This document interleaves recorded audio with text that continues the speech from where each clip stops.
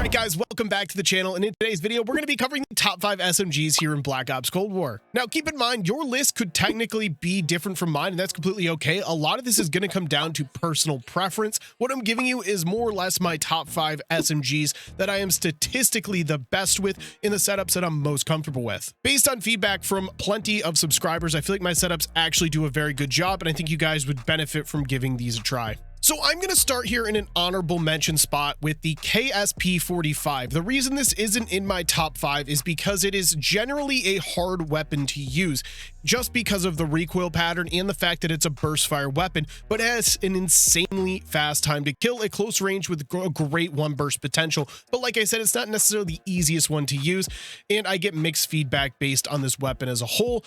Statistically, it is probably the best SMG in the game, but like I said, it's kind of like a user thing where you either love it or hate it. Let's jump through the attachments, starting with the infantry compensator. That's going to give you vertical recoil control to help that kick I was referring to. This is going to help you significantly in the long range. For the barrel, you're going to want the task force for damage along with effective damage range and bullet velocity. So the damage range and bullet velocity are lacking a bit, but with this barrel it significantly increases it. And then of course the added damage brings our base damage up to 54, meaning you're going to get plenty of one burst kills up to 22.86 meters as long as you're hitting all of those shots. Heading down here to an underbarrel, you're going to need the field agent grip for both vertical and horizontal recoil. Again, that's going to help you in the longer ranges. Now we got a magazine with the 42 round mag. This is a preference attachment. Feel free to run whatever you want here.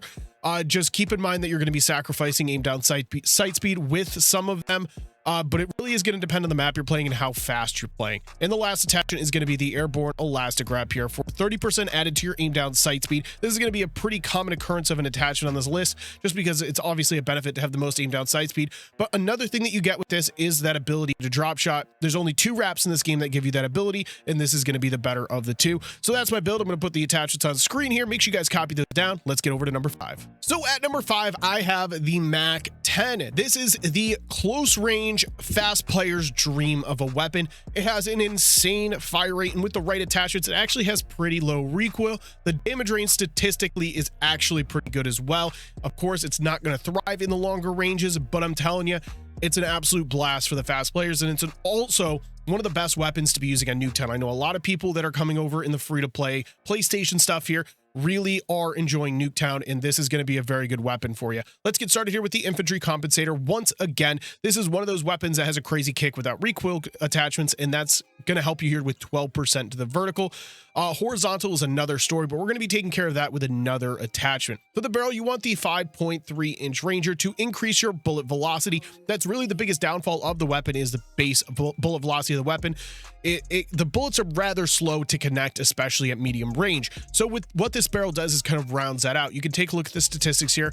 We have an 11.43 meter effective damage range, which is very good for a fast firing SMG like this one. And our bullet velocity is now 400 meters per second. So if we were to take this barrel off and you were to look at the base bullet velocity, it's only at 200, which is rather abysmal. This brings it all the way up to 400 meters per second, meaning obviously it's 100% better. And it's definitely what was lacking here with the MAC-10. For the underbarrel, you're going to need the field agent grip for 8% vertical and 16% horizontal recoil control.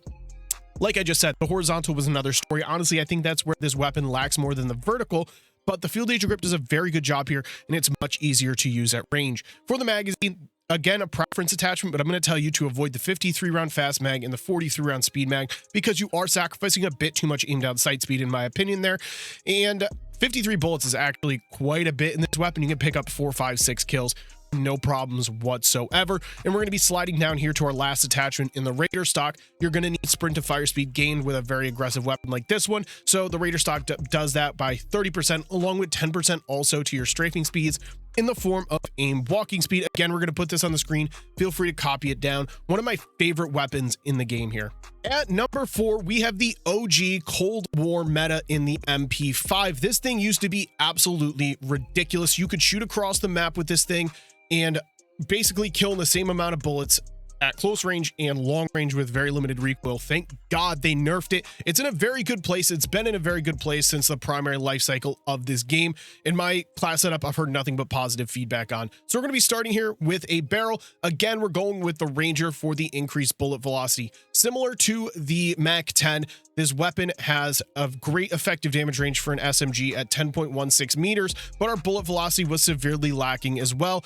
The Ranger barrel brings up to 500 meters per second here. If we were to remove the Ranger barrel, it's sitting at 250 meters per second, which is technically better than that MAC-10, but obviously you want bullets to connect fast if you're going to be taking medium range fights, and this definitely has that capability. The recoil is virtually non-existent. It's a very good medium range option. Now for the underbarrel, you want the normal foregrip here for 14% to your horizontal recoil control. There's really not too much vertical in my opinion. The horizontal side-to-side bounce really is the big struggle with the weapon, and the foregrip does a fantastic job here of kind of leveling that out. It shoots basically a straight line across the map. Now for a magazine, basically for all of these builds, it's going to be a preference. I personally like to run the 40 round drum because I'm not sacrificing any aim down sight speed here, but at the same time, we're gaining some extra bullets, and I find that well off because a snappy aim down sight speed will significantly help you in the close ranges. For the handle, the airborne elastic wrap is making an appearance once again for the most amount of aim down sight speed at 30%, along with that ability to drop shot, and of course the flinch resistance, the best handle in the game for fast-paced weapons. And the last attachment, again, is going to be the Raider stock. For the same reason we had it on the MAC-10, you're going to need to increase your sprint to fire speed, and then we also get the stray speeds at 10% with aim walking movement speed. Here's the attachments on the screen. I'm going to try to turn that so you can copy all of those down. Again, one of my favorite weapons in the game. Not necessarily overpowered by any means. It's very well rounded, but it's very good at what it excels, being close and medium range. Now we are at number 3, and I'm going to just flat out say this. Number 3, 2, and 1 are all kind of interchangeable. They're all very good in their own sense, and I think they all hold the meta. There's definitely differences between all of them, but I can't really dumb them down. In my opinion, they're all number 1. But for the sake of the list, I'm going to have the AK-74U here at number 3. This was the pro weapon of choice throughout the main life cycle of Call of Duty Black Ops Cold War for the SMG players for good reason. A very good medium range option and a monster at close range because of the crazy amount of damage it does. So let's get started here with a muzzle break 545. That gives you 4% vertical recoil control, and in my opinion, that's all that's necessary. You're not going to be taking gunfights across the map with this weapon, and it's going to thrive again at medium and close range, like I stated before, so you don't really need any more than this. It has 0 cons to running it, meaning we're not sacrificing any horizontal recoil control, any aim down sight speed, anything like that, any damage range. This is the perfect attachment for this weapon. For the barrel, you want the reinforced, giving you both effective damage range and bullet velocity. You can see it brings it up here to an 8.99 meter effective damage range and a 689.4 meter per second bullet velocity. What puts, yes, technically the damage range is less than some of the other weapons I've featured, but this weapon has a much higher damage profile. So it's at 38 damage, where I believe the MAC-10 was at around 27, and I believe the MP5 was somewhere around 30. That's a big significant difference in overall damage, meaning that damage range, just because it says 8 meters, is actually much more viable than that. We're heading down here to an underbarrel where I have the Spetsnaz speed grip. This is going to give you 3% overall sprint moving speed, along with 18% horizontal recoil control, so we can help our aggressive tendencies, but also at the same time, we're controlling that side-to-side bounce. I don't like to run this attachment on some other weapons, but in this particular case, it does a very good job, and honestly, it can be swapped out between the normal foregrip or the speed grip here. Just really going to come down to personal preference. Heading down here to handle the GRU elastic wrap, once again giving you aim down sight speed, flinch resistance, and ability to drop shot. I feel like I don't need to explain that one any further. And the KGB skeletal stock is going to give you that sprint to fire speed for the aggressive engagements, along with 10% aim walking speed for that strafing speeds while taking medium range fights. It's going to make it much harder to hit you with those added stray speeds. So here are your attachments once again on screen. Make sure you guys copy those down. Let's get to number 2. At number 2, we have the LC-10, the famous weapon on my main channel, where I got over 200 kills on Nuketown with this exact build. Absolute monster of a weapon, very low recoil, very good damage range, and an insane bullet velocity. Basically assault rifle-like bullet velocity, meaning you can actually take long-range fights if necessary. We're going to get started here with a muzzle where I have the agency suppressor to keep me off of the mini-map. That's actually rather important when you're playing aggressive with a weapon like this. Keeping you off the mini-map, you're not going to get red dot chased everywhere, and you're going to find a ton of success. But we also get recoil control in the process. That's the only recoil control attachment necessary for this build. For the barrel, you want the 14.5-inch Ranger, increasing that bullet velocity by 100%. Like I just stated, the bullet velocity is very assault rifle-like. It's up to 820 meters per second. So that being said, we have an insane fire rate of 800 rounds per minute, but we can shoot across the map with this with virtually no recoil. You can see where this weapon is a problem. They tried to nerf this thing 3 times, and this build has stood strong as one of the better weapons in the game. Heading all the way down here to a magazine, once again, a preference. Feel free to run whatever you want here. I run the 52 round fast mag because I play extremely aggressive with this one. For the handle, the airborne elastic wrap, once again, for aim down sight speed, flinch resistance, and then of course the ability to drop shot. I feel like a broken record with this attachment, and the Raider stock is where we're finishing it off once again.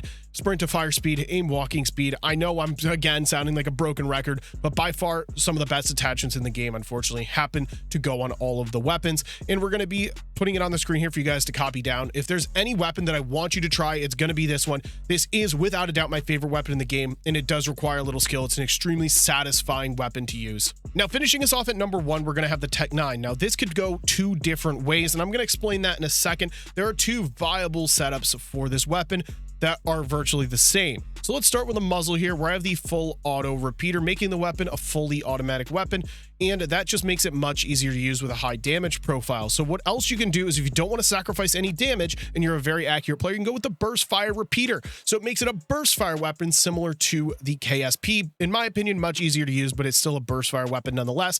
So you can see here, we're only sacrificing damage range while running the burst fire repeater, whereas the full auto repeater, you're actually sacrificing damage. This one, I'm going to say, try both of them and then pick which one you enjoy more. For the barrel, you're going to want the 8.1-inch task force, giving you some extra damage added there at 6%, along with 50% to the effective damage range and 75% to the bullet velocity, making it very easy to shoot across the map with. You can see our damage range is at 25.4 meters. That's insane for an SMG. For the underbarrel, the field agent grip, our only recoil attachment here, giving you 6% vertical recoil control, along with horizontal recoil control at 20%. So this is a 100% necessary attachment while running the task force barrel, because the task force barrel technically takes off recoil control. That field agent grip is definitely a must use there. For the magazine, again, I'm a broken record. Run whatever you want. Personally, I like to run the 39 round mag, so I'm not sacrificing too much aim down sight speed here. And the last attachment is the airborne elastic wrap, once again with 30% to your aim down sight speed, 90% to your flinch resistance, and the ability to drop shot. As always, here's your attachments on screen. Again, make sure you guys swap between the full auto repeater and the burst fire repeater. See which one you like more, and you're going to find nothing but success with this thing. It's broken. So there you guys have it. There is my top 5 SMG here in Black Ops Cold War 2023. I want you guys to go down in the comment section and let me know what your favorite SMG here is in this game. Or if you would like, give me your top 5 SMGs. I'd be happy to see what people are actually using here in Cold War. Thank you guys so much for watching. Make sure you hit like and subscribe if you haven't already. See you guys in the next video.